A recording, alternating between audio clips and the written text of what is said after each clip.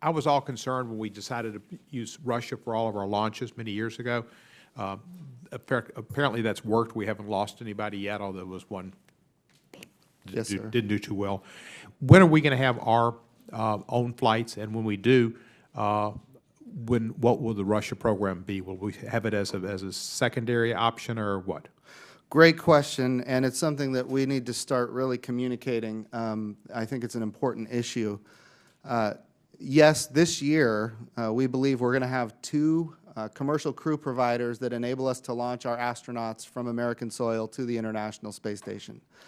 The goal here, though, is not to replace our partnership with Russia. The International Space Station has proven to be an amazing capability, a channel of communication with a country that, as you're aware, we have all kinds of terrestrial disputes, but you know, since the 1990s, we've been able to collaborate on the International Space Station, and even before that, if you go back to the Shuttle Mir program, and even before that, if you go back to Apollo-Soyuz, height of the Cold War, we have, as a nation, been able to cooperate in space. They have amazing capabilities. We can take advantage of that. We have amazing capabilities that they can take advantage of for science and exploration and discovery. We want to make sure that when we do have our own capability, that they can launch on our rockets and we can launch on their rockets. So the partnership continues. It's just more of a partnership rather than us purchasing seats from them as a customer. It would be more of a partnership. In other words, a no exchange of funds kind of bilateral partnership for access to low Earth orbit. So once we get our rockets going and get us to the moon, we will not be using the Russians so much. It'll be a partnership. It'll be a partnership rather than a dependency. And you feel confident that they're. I mean, I don't think they've lost. I don't think they've lost anybody in space yet, have they? Not since we've been dependent on them for our access to the International Space Station. We had one rocket that we launched back in October, but because of their design, they were able to eject their crew module, and everybody came home safely. Going to the moon and going to Mars, is that what every other country has as their line, first moon and then the Mars? Well, I will tell you, we're unique in that we have the capability to deliver this opportunity. I will tell you that every country, the head of every agency that I've met with is very excited about going to the moon, and they're looking forward to partnering with us. This is really American leadership at its finest. There is just a lot of excitement all around the world to partner with us on this. What has China done? Did they go around once? Did they send some?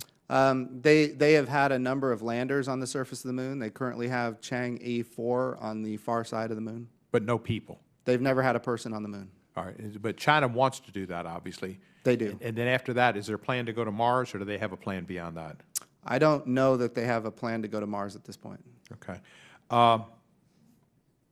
You were talking about supersonic flight. Yes, sir. And quick research, Boom and Boeing are both kind of looking into this as private. What's NASA's role in this? That's a great question. So what we do is we prove capability, we prove technology, we retire risk, and our goal is always to commercialize, to license, to give other people the capability of advancing their technologies or using our technologies to their benefit.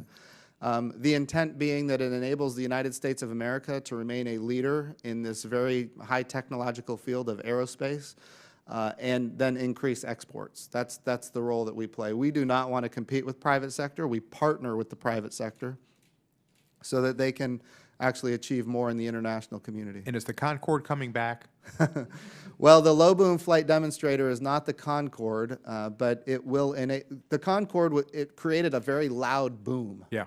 And that's why it couldn't fly over the United States. It only flew over the ocean. What we're trying to do is something entirely different, where we could have a supersonic aircraft fly over the United States and the boom would be insignificant. But is I thought I read somewhere the Concorde, British, French, they were going to start to do flights again over the ocean. I don't know about the Concorde. I do know that there's a lot of companies that are interested, all over the world, interested in supersonic flight again. And then let me ask you about the space suits that were not. Yes, sir. For women. You had one that could fit a woman. You didn't have two.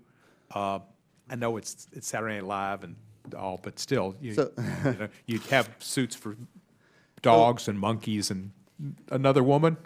So we did have 2 spacesuits for 2 women, and the challenge is each spacesuit is not, think of it as a spacecraft. That's what it is. It's a spacecraft that goes outside the International Space Station, and they're designed not just for the person, but for the specific mission. Our astronaut, Anne McLean, made a determination that in the interest of crew success, that she thought it would be better to change the spacewalk person rather than to modify the spacesuit. We, as NASA, we had an option to modify the spacesuit. We made she made the call that it was better to not modify, which would take hours and inject risk. She made a determination that it would be better to change the crew rather than the suit. And just so you know, sir, we are making sure that in the future, both genders are going to be accommodated 100%. And let me close just by saying, I've been very impressed with your presentation and feel comfortable about your being at NASA, and thank you for doing this.